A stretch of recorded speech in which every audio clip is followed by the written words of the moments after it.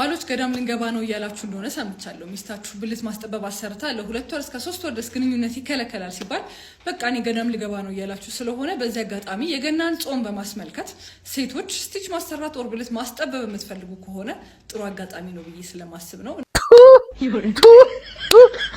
ምን ማስጠበብ ብቻኛ የቀራችሁ እሱ ነበር። አይን ገጥማችኋል፣ ዝም ብለናል። ጥፍር ገጥማችኋል፣ ዝም ብለናል። ጸጉር፣ ጡት፣ ቂጥ እንደዛው ሁሉም ነካክታችኋል።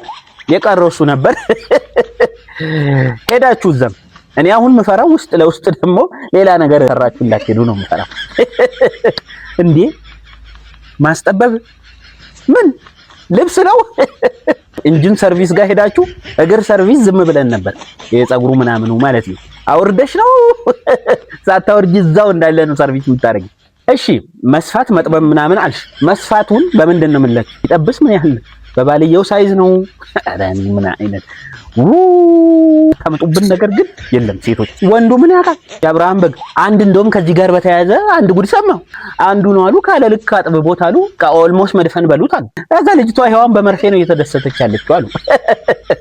ባልም አላገባች የትም ሸካሽ ቆይቶ አሁን እንደገና ታድሶ ታጥቦ ተቀሽሮ ይቀርብልሃል ማለት እኮ ነው ወዳጅ።